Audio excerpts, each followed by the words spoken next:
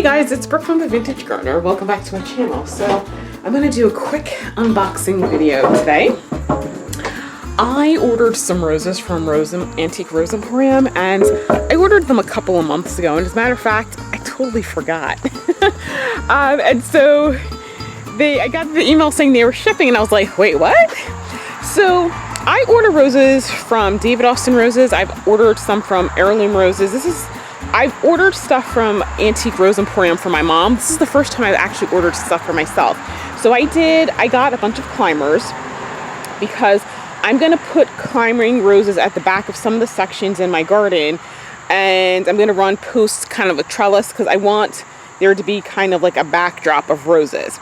So Antique Rose Emporium has a lot of old school roses, you know, not these are like antiques, like older than, they're old. Like some of these are from the 1800s, some of them are from the late 1700s.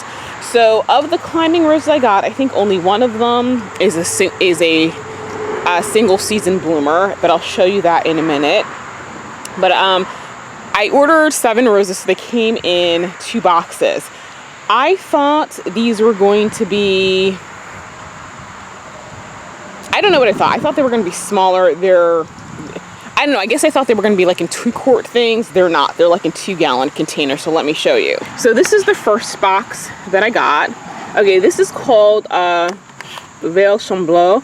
I believe this is the one that only blooms one time. I'm going to put a picture of it.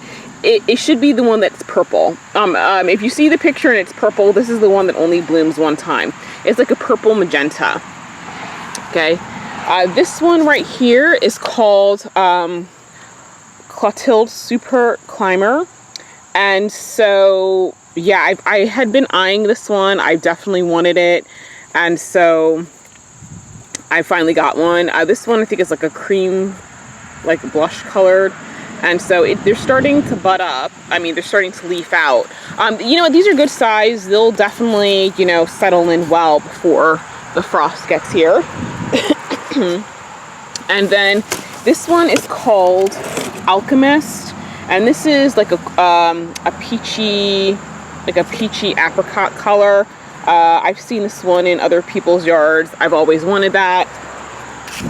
And so this is the second box. Now I did get some of them. I did get basically 2 of each, but let me just show you how this came, because I was totally shocked when I opened this box.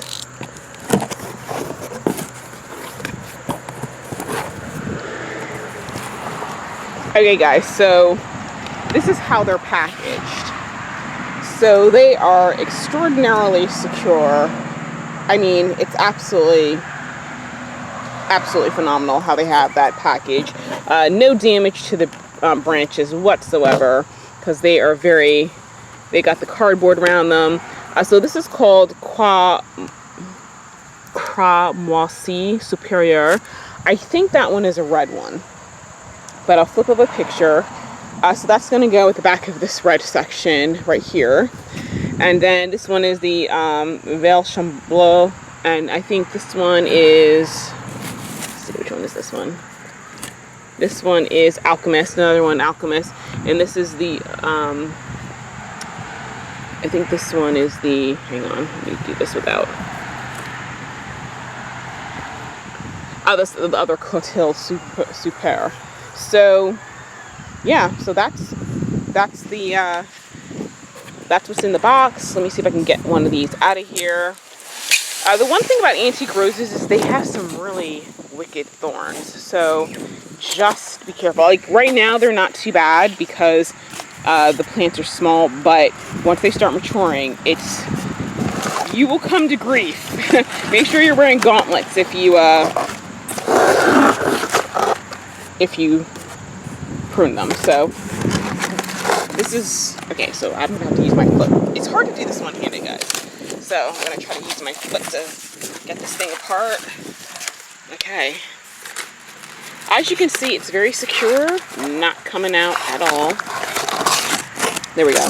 So each one is like this. So I'll water it. I'm gonna you know, it's been in a box for a week, so I'm gonna leave it here in the partial shade to kind of let it get acclimated. And at the end of the week, I'm gonna give it some liquid fertilizer just to kind of help it get set. I'm going to give it probably Bonide starter fertilizer. At this point in the season, we're in September in New Jersey, I don't want to give them anything that's got a lot of nitrogen in it because I don't want them putting on a lot of green growth. I really want them to concentrate on root development. So these are probably some of the most, these are definitely more of the most antique roses that I had. I think the one, my other property, I had Variegata di Bologna, which is another antique rose.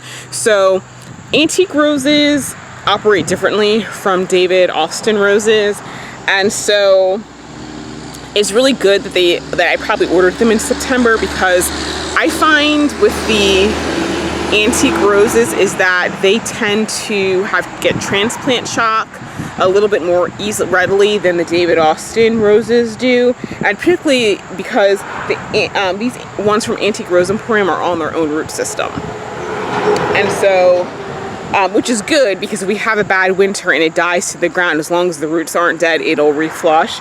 But like I said, it does seem like they get transplant shock a little bit more easily. So it's nice because it's starting to get a little bit cooler, so there'll be less stress on them. So I'll get those in the ground. But since I'm over here, let me show you some of the other things that I bought or I've acquired. So for example, this right here is a Aster. That's one Aster. This one's a little purple. I got these from Bartram's Garden. It's like Aster Novae-Belgii or something like that. And this right here is a beard's tongue. It's beard's tongue. It's Penstemon Digitalis. I'll put some pictures. This over here is like lavender. I got some fern. These are house plants, so I'm going to put them inside. I did get a couple of Camellia sinensis. These are tea camellias.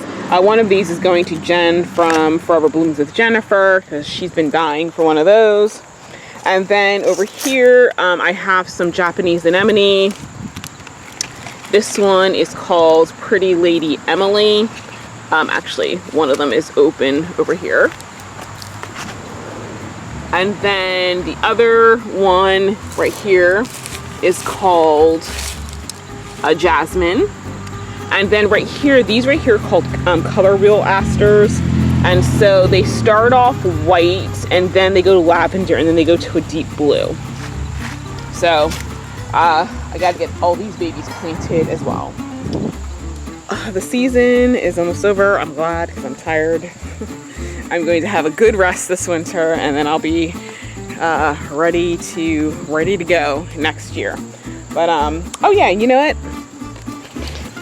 I grew some amaranth. I'm going to try to get those in the ground today, and I got some lupine that I could put out in the promenade beds. So anyway, guys, that's it. I know this one was a little bit disjointed.